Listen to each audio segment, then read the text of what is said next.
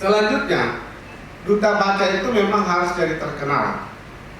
Saya kira bisa kita melihat bagaimana seorang pejuang penerima hadiah Nobel di Pakistan.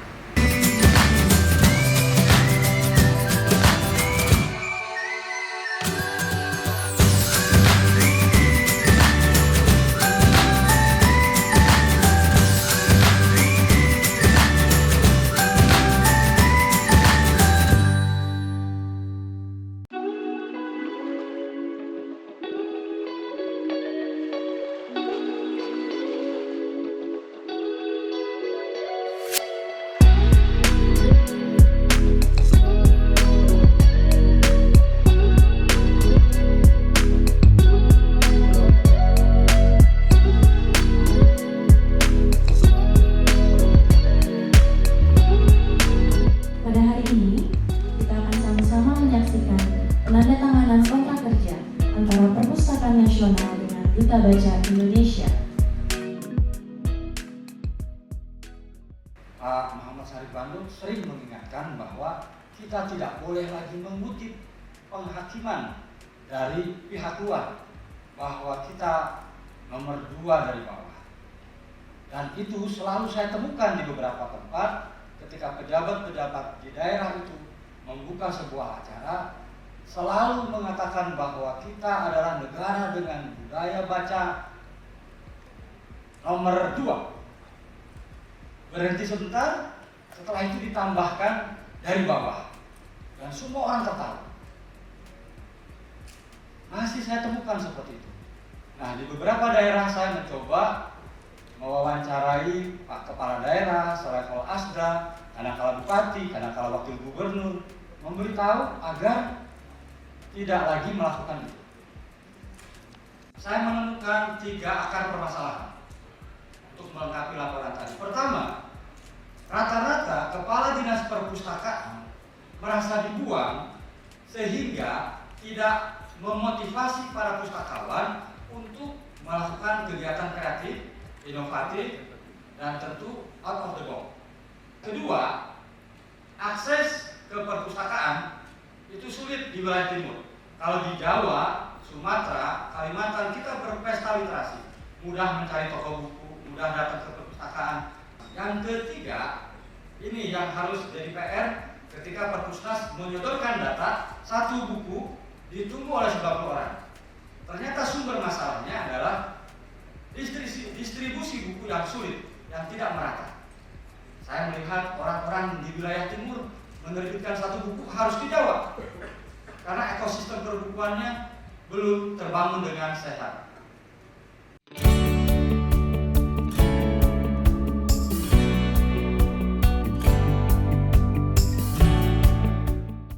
Undang-Undang 43 Tahun 2007 tentang Perpustakaan Pasal 7.e menyatakan bahwa pemerintah berkewajiban menggalakkan promosi gemar membaca dan memanfaatkan perpustakaan. Melalui Duta Baca Indonesia pada tahun 2022 telah menjangkau total sebanyak 436 titik, terdiri dari 12 titik yang dibiayai oleh APBN Perpustakaan Nasional RI sebesar Rp1.945.245.278 dan 421 daerah lainnya merupakan hasil sinergi dan kolaborasi antara Perpustakaan Nasional RI melalui Duta Baca Indonesia dengan para mitra, baik pemerintah daerah, pegiat literasi, forum komunitas, dan tentunya seluruh masyarakat. Tentu saja ini hal yang menggembirakan sekaligus membanggakan, serta menjadi bukti bahwa tugas meningkatkan budaya membaca dan upaya mencerdaskan bangsa semakin dipahami dan disadari sebagai tugas bersama. Namun demikian, upaya yang kita lakukan terlebih selaku lembaga pembina tentu saja belum cukup sampai di sini. Kita baru sampai pada tahapan pemberian keteladanan melalui sosok bernama Duta Baca Indonesia. Diharapkan dengan pemberian teladan yang baik secara simultan dan berkelanjutan, kita akan sampai pada tahapan berikutnya, yaitu pembiasaan untuk menuju kepada yang ditargetkan, yaitu pembudayaan.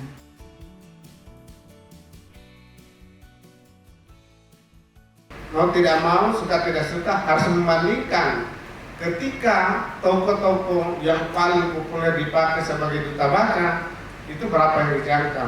Tapi ketika diserahkan kepada orang yang memang dunianya, berapa yang dijangkau dan berapa efektivitas dan efisiennya. Tetapi ya tidak bisa semua dalam bentuk lain, harus dikonfrontasi dan dikonfirmasi dengan daerah. Tapi dapat disimpulkan bahwa hampir semua yang daerah yang dijangkau dari laporan resmi atau tidak resmi kepada saya itu mereka menginginkan lanjutannya. Tadi sudah disampaikan oleh panitia bahwa bahkan ada yang mereplika dan sebagainya. Nah, ini kan sebuah terobosan yang luar biasa. Selanjutnya, duta baca itu memang harus jadi terkenal. Saya kira bisa kita melihat bagaimana seorang pejuang penerima hadiah Nobel di Pakistan. Duta baca ini kelasnya harus tidak boleh kalah populer dengan Malala. Malala ini adalah seorang anak yang pernah tertembak oleh pasukan mujahidin. Saya akan masuk kepada kata kunci. Kenapa kita butuh duta baca? Karena sebagai daya dobrak. Ada daya dobraknya, bisa kita lihat di sini. Tradisi apa yang didobrak dan kemudian bagaimana respon pemerintah daerah. Ini penting sekali karena ya memang duta baca itu berat kerjanya. Yang pertama adalah kita berada pada suatu era yang namanya ledakan informasi. Kalau hari ini ditaksir 1 juta informasi lahir satu hari, itu taksir minimal, dan kita hanya dapat 1, berarti kita ketinggalan 900.099 informasi. Karena itu, apa gerakan duta baca Indonesia untuk memastikan orang berada dalam ruang yang terkonfirmasi dengan dunia yang baru?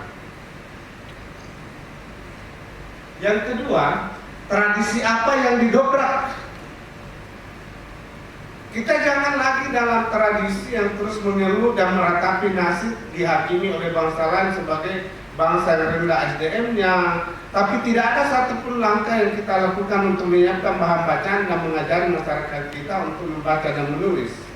Sehingga kemarin ketika saya disodori bahwa tema yang diangkat oleh Duta Baca 2020 membaca itu sehat, menulis itu hebat, saya bilang teman-teman di pusat analisis, tapi ini bukan hanya pusat analisis, seluruh pegawai perpustakaan nasional, jelasin dong. Jangan sampai nanti ada yang bertanya, apa maksudnya itu membaca itu sehat? Harus konkret bahwa membaca itu memang betul-betul sehat, karena 6 menit pertama kita mulai membaca sampai menit ke-6, aliran darah dari jantung ke otak sudah setara dengan berolahraga 30 menit. Karena itu betul-betul sehat. Lalu kemudian menulis itu hebat. Karena apa? Yang pertama, melaksanakan perintah agama. Di dalam Al-Quran perintahnya ikra, bacalah. Selanjutnya perintahnya ikatlah ilmu pengetahuan itu dengan tulisan. Ada lagi perintah berikutnya, kerjakan apa yang kau ucapkan. Jadi itu betul-betul hebat. Kalau kau bisa mengerjakan apa yang kau ucapkan, apa yang kau tulis, itu baru hebat. Nah, itu dikaitkan nanti dengan 5 tingkatan literasi yang sudah tadi kita pahami. Karena ini harus menjadi fondasi kita untuk start. Kalau tidak jelas fondasi kita untuk start, bagaimana merubah keadaan yang menjadi semak belukar di masyarakat? Kita harus mencabut dan membuat terang benderang semak belukar yang melingkupi masyarakat kita yang dikatakan berada dalam kegelapan dengan sumber daya alam yang melimpah.